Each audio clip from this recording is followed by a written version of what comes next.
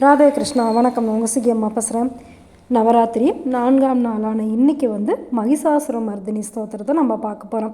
நவசக்திகளோட நம்மளுடைய தேவி பராசக்தி என்ன பண்ணாங்க, மகிஷாசுரனை வதம் பண்ணிட்டாங்க. யாராலையுமே கொல்ல முடியாத மகிஷாசுரனை தேவி ரொம்ப எளிதாக வதம் பண்ணிட்டாங்க அப்படின்னு சொல்லிட்டு இந்திராதி தேவர்கள் எல்லாமே தேவியோட தனி பெரும் அருளை வேண்டி துதிக்க ஆரம்பிச்சிட்டாங்க. என்ன துதிக்கிறாங்க அப்படின்னு சொல்லி பார்க்கலாமா? உலக மகேஸ்வரி, மும்மூர்த்திகளின் மூலம் ஆக்கல், காத்தல், அழித்தல் என்னும் முத்தொழில்களையும் முறையே நீயே செய்கிறாய். அம்பிகையே, புகழ், அறிவு, நினைவு, கதி, கருணை, தயை, ஸ்ரத்தை என்ற அனைத்தும் நீயே. ஜெகதீஸ்வரியே, பூமாதேவி, கமலை, ஜெயை, புஷ்டி, கலை, விஜயை, கிரிஜை என்பவர்களும் நீயே. உமை, ரமை, புத்தி, பிரபுத்துவம், துஷ்டி, வித்யை, ஷமை, காந்தி, மேதை ஆகியனவும் நீயே. இவை தவிர மற்றவை அனைத்தும் நீயே. சில மூடர்கள் அளவற்ற அவிசுகளையும் நெய்யையும் அக்னியில் பொழிந்து தேவர்களை முன்னிட்டு யாகங்கள் செய்கின்றனரே. ஸ்வாகா என்ற சொல்லின்றி அந்த யாகங்கள் பூர்த்தியாவது எப்படி? ஸ்வாகா என்பது நீ என்றோ? தேவி, நீயே சகல சராச்சரங்களுக்கும் ஆனந்தம் அளிப்பவள். உனக்கு ஆட்பட்டவர்களை ஆண்டு காத்து வருவதைப் போலவே உனக்கு ஆட்படாதவர்களையும் நீயே ஆண்டு காத்து வருகிறாய். அறிஞர்கள் தாமே நட்டு வளர்த்த மரங்கள் காய்கனிகளற்று எவ்வித பயனும் இன்றி இருந்தாலும் கூட அவற்றை வெட்டி அழிக்காதது போலவே பயனற்றவர்களையும் அழிக்காமல் உனது கருணையுள்ளமும் இருக்கின்றது.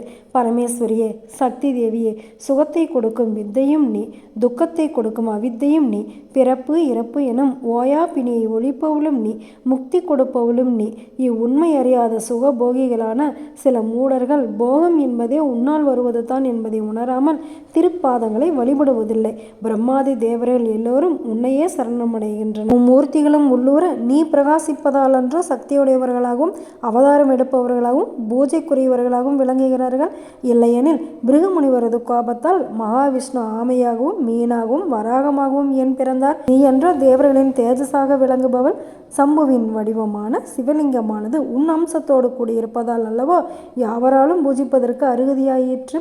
இவ்வுண்மையை உணராமல் உன்னை விட்டு கவாலியை பூஜிப்போருக்கு இம்மை மறுமைகளில் சுகம் உண்டாகுமா? முக்தியும் யோக சித்தியுமான பிரம்ம வித்தியை உணர்ந்து சுத்த சத்வர்களாகவும் சாந்தமான குணமுடையவர்களாகவும் திகழும் முனிவர்கள் உனது திருவடித்தாமரையில் மனமொன்றியவர்களாக இருப்பார்கள். அவர்களுக்கு கர்ப்பவாச துக்கம் உண்டாவதில்லை. சக்தியான நீ இல்லாமல் பரமாத்மாவான பரமசிவமும் தன் இயல்பால் ஒன்றும் செய்யவோ இயங்கவோ இயலாது. முனிவர்கள் செய்யும் யாகங்களில் தேவர்களுக்கு வழங்கப்படும் அவிர்வாகங்கள் உன்னையன்றி அவர்களை சேருமா? ஸ்வாகா என்ற யாகங்களில் உச்சரிப்பதாலன்றோ அவை அவர்களுக்கு சேருகின்றன. அந்த ஸ்வாகா என்பது நீ என்றோ? உன் சக்தி மகிமையை தேவர்களே உணராத போது குறைய அறிவினரான மானிடர் எப்படி அறிவார்கள்? அம்பிகே, எங்கள் சத்ரு மகிஷாசுரன் உன்னால் அழிந்தொழிந்து விட்டான். உன்னால் எங்களுக்கு புகழ் உண்டாயிற்று. எங்களை கருணை கூர்ந்து காத்து வர வேண்டும் தாயே என்று தேவர்கள் துதிப்பாடினாங்க.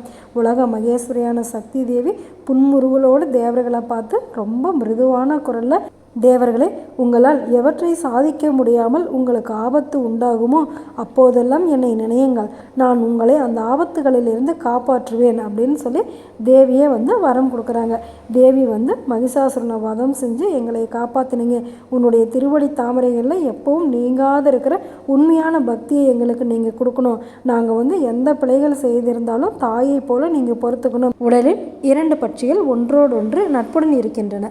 அவ்விரண்டை தவிர 3வது மித்திரம் என்பதே சகல பிழைகளையும் மன்னித்து வருகிறது. அந்த மித்திரம் என்பதே நீதான் தாயே. சுக துக்கம் என்னும் இரண்டிலும் மனோவாக்கு காயங்களால் நாங்கள் அடைக்கலம் புக வேண்டிய ஸ்தானம் நீயே தேவி. எங்களை காத்தருள வேண்டும் அப்படின்னு சொல்லி தேவர்கள் எல்லாருமே தேவியை வணங்குறாங்க. உடனே தேவியும் நீ அவங்க வேண்டனை எல்லாமே ஆகுக அப்படின்னு சொல்லி திருவருள் புரிகிறாங்க. நாமளுமே தேவியை வேண்டிக்குவோம். இந்த உலகத்தில் இருக்கிற எல்லா ஜீவராசிகளுமே முக்தி அடையணும் அப்படின்னு சொல்லிட்டு இந்த மகிஷாசுரமர்தினி ஸ்தோத்திரத்தை தமிழில் நம்ம படிச்சிருக்கோம். இதில் எந்த பிழைகள் இருந்தாலும் தேவி பொறுத்து காத்து ரட்சிக்கணும் அப்படின்னு சொல்லி தேவியை வேண்டிக்கலாமா? நல்லது நினைப்போம், நல்லதே நடக்கும், ஆனந்தமாக இருப்போம். Okay, bye. ராதே கிருஷ்ணா.